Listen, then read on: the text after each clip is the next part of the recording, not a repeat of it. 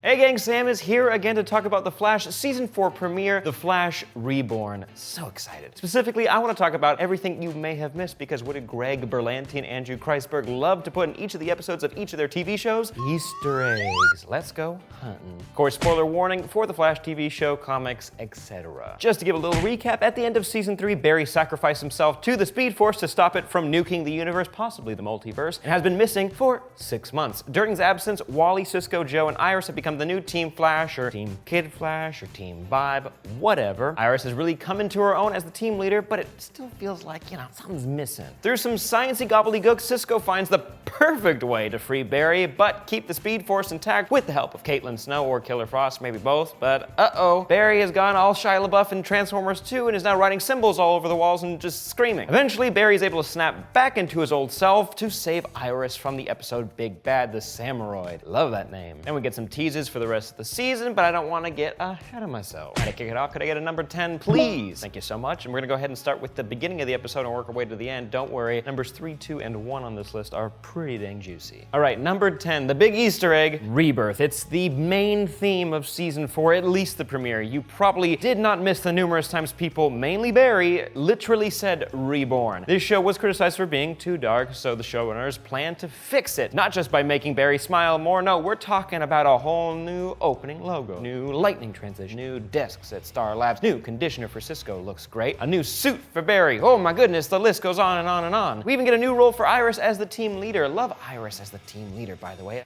Gives her something to do, actually harkens back to her pre-New 52 in the comics when she's raising Bart and helping Wally out. It's just magical. I did like the use of the born-again Christian storyline and having faith, even though it led to a confusing final scene where Iris is letting herself kidnap. Not here to criticize, just hunt for eggs. But anyways, moving to number 9 on the list, the Samurai Android, or better named, Samuroid. Sounds like hemorrhoid. Anyways, the Samuroid has been teased for a few months, but quick backstory for the character. As for their history, they were originally created by a character named Baron Katana, great name, but then got retconned, and then he was originally created by Tio Maro. Most recently, though, tying it back to Rebirth, the Samuroids made their first appearance since the New 52 in the Rebirth crossover event, The Button. Barry was taking a bunch of them down. It's really cool. Also, Cisco makes 2 very important references, the first being Kurosawa, a nod to one of the most influential directors of all time, who's responsible for a little-known film named Seven Samurai. Pretty cool. Cisco also mentions Excalibur, which, makes sense. They're up against this really powerful sword that doesn't pay off anyway. Shh, not criticizing. It makes sense. It's one of the most popular swords in history, and it's been known in some stories to have special abilities. It also brings us back around to a reference to Legends of Tomorrow. We know that the Legends have actually met King Arthur in the past, and we find out in the premiere of Legends of Tomorrow Season 3 that Steel, or Citizen Steel, has been assisting Team Flash while Barry was away. So I'm guessing Nate started bragging a little bit about his adventures.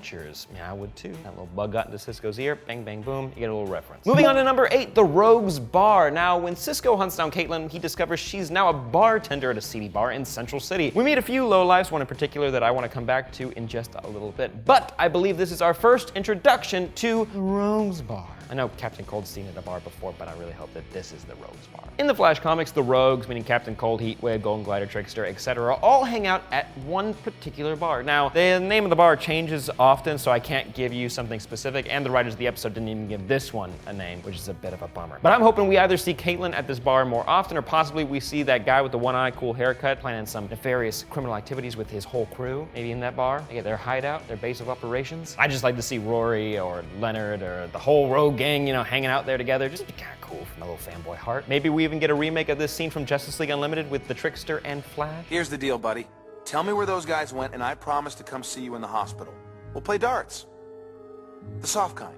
Oh, that's so sweet. Moving on to number 7 on my Easter egg list, Mockingbird satellite. Cisco mentions this piece of technology during the episode, and of course, every fanboy and girl is going to look up who Mockingbird is in DC Comics. I know Marvel's got a Mockingbird, but DC, kinda. Unfortunately, you're not gonna find out too much information, but don't worry, because this Easter egg circles back around to another CW show. Now, the codename Mockingbird is usually associated with the Secret Six. The Secret Six has been the name of a few different teams, but usually they're a group of DC villains. Very cool. Mockingbird is the name of the leader of each team, and the identity of this person has usually been kept secret and changes very frequently. In the history of this team, it's usually been led by a number of one-off characters who I'm not gonna mention, but most notably, Mockingbird has been revealed to be the Riddler, Lex Luthor, manipulator, and most notably, the biggest manipulator of them all, Amanda Waller. So I think Mockingbird is the code name for a covert Argus satellite that Cisco has access to thanks to either working with Amanda because she used to lead Argus, or working with Lila, who's currently running Argus. Love this little connected DC multiverse we have on TV. Number 6, moving to Barry is back. Couldn't even wait one whole episode to see Wally, become his own Flash or anything like that.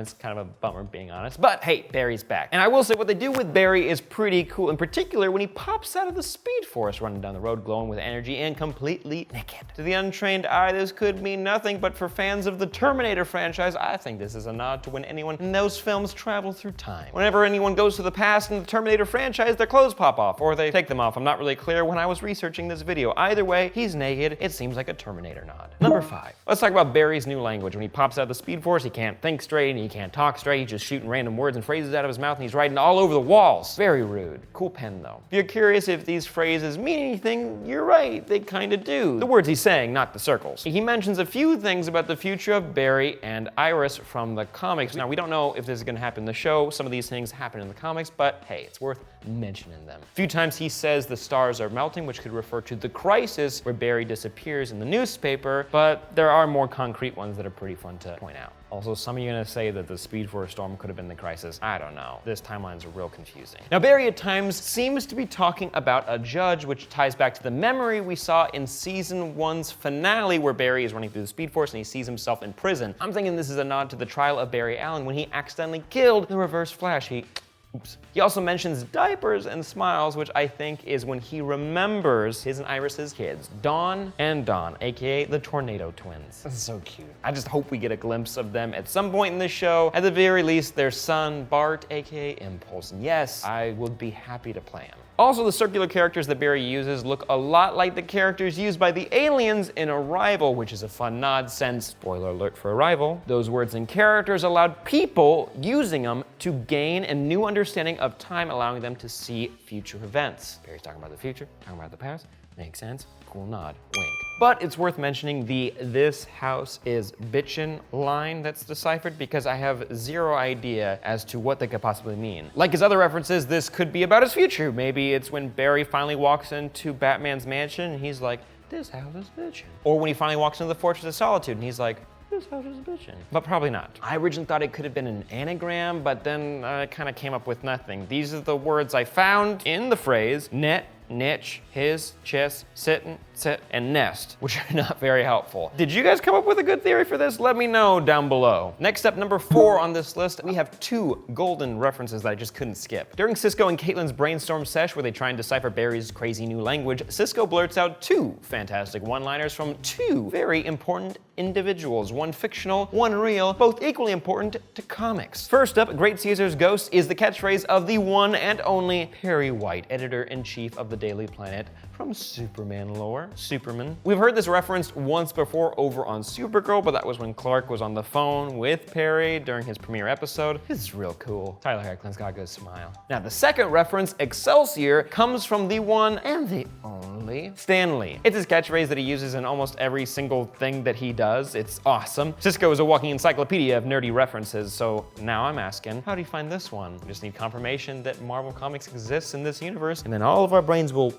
explode. Now moving on to number 3. These are the big ones, guys, the big eggs. During the final scene, we see the introduction of the mechanic played by Kim Engelbrecht. We meet her putting together a new Samuroid suit and talking to another character on my list, but I'll get to him soon, don't worry. Shh. Now, the mechanic plays a very minor role in the comics, but what we can gather from her short synopsis online is that she builds devices for the Thinker, similar to the Tinkerer in Spider-Man comics and in most recently Spider-Man Homecoming. As for personality traits, there's nothing in the comics, so this show gets to have some fun. I'm excited to see what kind of threats she's able to come up with, what new tech, take on Team Flash. I'm so excited. Hopefully the giant mech suit, because it's comics, everybody, why not? Now this moves us pretty easily into number 2, which is, of course, you guessed it, the Thinkerer, played played by newcomer Neil Sandilands. Great last name. The Thinker, aka Clifford DeVoe, at least in this show, has been teased since last season. During the Abracadabra introductory episode, we hear Abra mention the greatest Flash villains, DeVoe being one of them. Now, the Thinker's abilities usually consist of a form of telekinesis, mind control, telepathy, but most importantly, controlling technology with his brain and integrating with it. Now, the Thinker plays a rather big role in Jeff Johns' run when he wrote for Wally West, and that's the same run that introduced Peekaboo, who we saw in the beginning of this episode. Now, I've got a theory brewing, and it's basically confirmed with my final Easter egg, but one last thing I want to point out. When DeVoe got into the crime game in the comics, before he got all creepy looking, he would help criminals stay out of jail. And the first person he worked for was a mob boss with the name of Norvok. And when you look up the IMDb info for that creepy guy with the eye and the haircut and the rogues bar, his name is Norvok as well.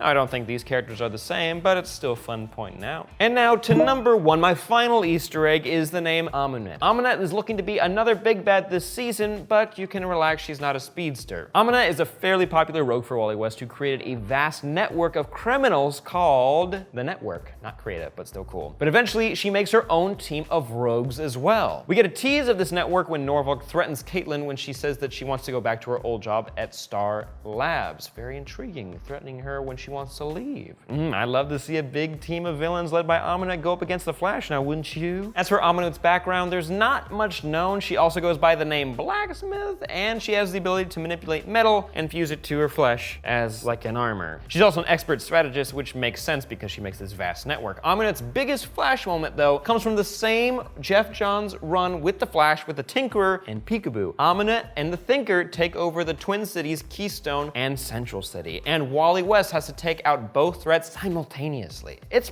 pretty freaking sweet, and I can't wait to see how they plan to adapt these characters and the storyline in the show. And guys, really quick, just for fun, here's some honorable mentions.